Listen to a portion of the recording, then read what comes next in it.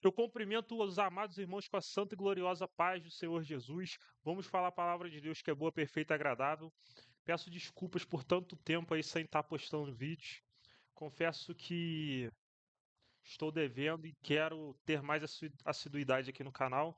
E hoje nós vamos falar de um tema muito interessante, que eu acho que tem muita divergência desse tema, mas não era um tema que era para ter divergência, era para ter convergência de ideias.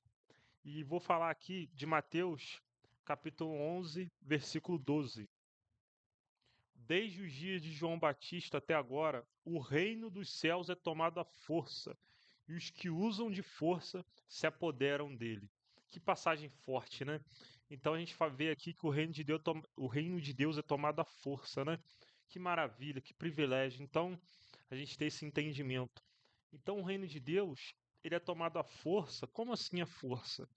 O reino de Deus, ele não é, gente, você orando 5 minutos, você fala, meu Deus, me abençoa o meu trabalho, abençoa a minha vida. Sim, isso é importante, mas o reino de Deus, é, a gente tem que buscar mais, ter uma vida de oração, ter uma vida de jejum, ter uma vida de abdicação, leitura da Bíblia, uma vida para aprofundar um relacionamento com Deus.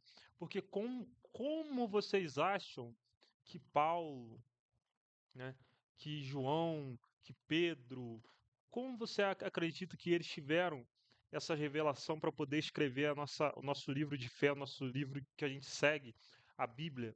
Né? Como é que eles escreveram isso? Foi muita abdicação e relacionamento com Deus, com o Espírito Santo, para ter esse discernimento e escrever a Bíblia. Se você vê o Moisés, né, que Moisés escreveu o Pentateuco, como que ele escreveu o Pentateuco?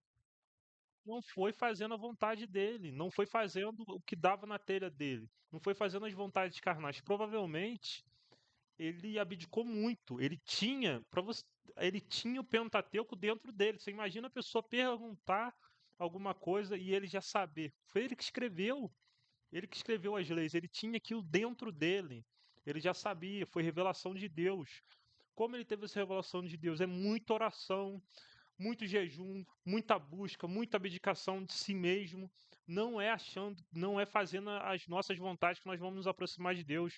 Hoje tem uma aula teológica que ela fala que se você não precisa ficar orando 1 hora para pedir a mesma coisa, para falar a mesma coisa. Precisa orar, ficar orando 1 hora. Você pode orar rapidinho e falar com Deus. Pelo contrário, quanto mais você buscar Deus, mais Deus vai ficar feliz. Quanto mais você orar, entendeu? Os grandes avivamentos que tiveram pelo mundo durante a passagem de décadas, séculos, foi um dos homens que mais oravam. Se a gente for ler as histórias, eram homens que oravam 3 horas, 6 horas por dia. E quanto mais esses homens oravam, mais eles tinham autoridade, mais avivamentos tiveram. Que o poder está na oração. Só que as pessoas não oram. Porque é difícil orar, você tem que matar a sua carne. Você orar 1 hora por dia, entendeu? Você tem que ir orando e orando. Só que a carne, ela briga muito com a gente. Pra gente ficar 1 hora ali de joelho orando, orando, se quebrantando, buscando a Deus, não é fácil. Mas a gente tem que matar a nossa carne e fortificar o nosso espírito. Porque sem santificação ninguém verá Deus. Então, muitas vezes você quer uma bênção, você quer uma promoção, você quer conseguir um emprego, a bênção já está ali. Só que o inimigo das nossas almas, ele trava essa bênção. E a oração tem o poder de destravar tudo isso. Muitas vezes a pessoa não é a pessoa que ela tem problema com você, é o inimigo das nossas almas que tem autoridade ali. E você vai orando, vai quebrando. Aí a pessoa, o seu chefe, vai, não, vou te dar a sua promoção. Você consegue por meio da oração. Por meio da oração você consegue a libertação. Por meio da oração você consegue prosperidade, você consegue quebrar várias cadeias, várias maldições hereditárias que estão na sua vida, muitas vezes que você nem sabe. E é oração, abdicação, santificação do que você está vendo, do que você está ouvindo, do que você está escutando. Agora, se você achar que tudo é normal, isso aqui não tem nada a ver, isso aqui não tem nada a ver.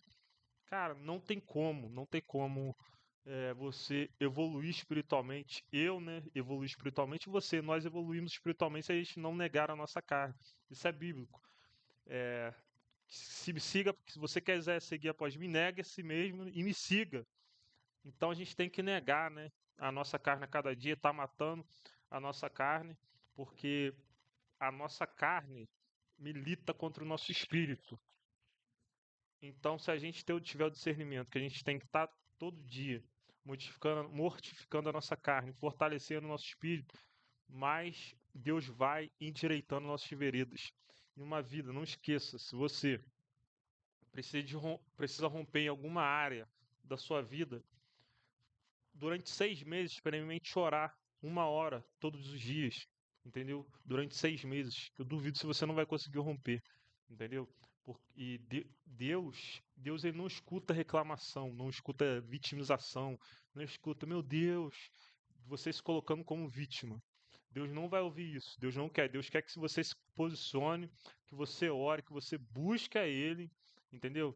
Que aí sim Ele vai dar solução. Muitas pessoas têm promessa de Deus, só que nunca vão receber a promessa, porque a promessa está ali. Só que a pessoa não corre atrás, ela não busca a Deus, não, ela só reclama, só se vitimiza, só faz isso, só aquilo. Deus não é obrigado a dar nada para ninguém. Deus não é obrigado a dar nada para mim. Eu tenho as minhas promessas, mas para eu alcançar minhas promessas, eu tenho que me submeter à potente mão de Deus e obedecer. Senão não adianta, beleza? Essa foi a palavra de Deus, que Deus de hoje, falando, comentando a palavra de Deus, que Deus te abençoe na autoridade do nome de Jesus. Valeu.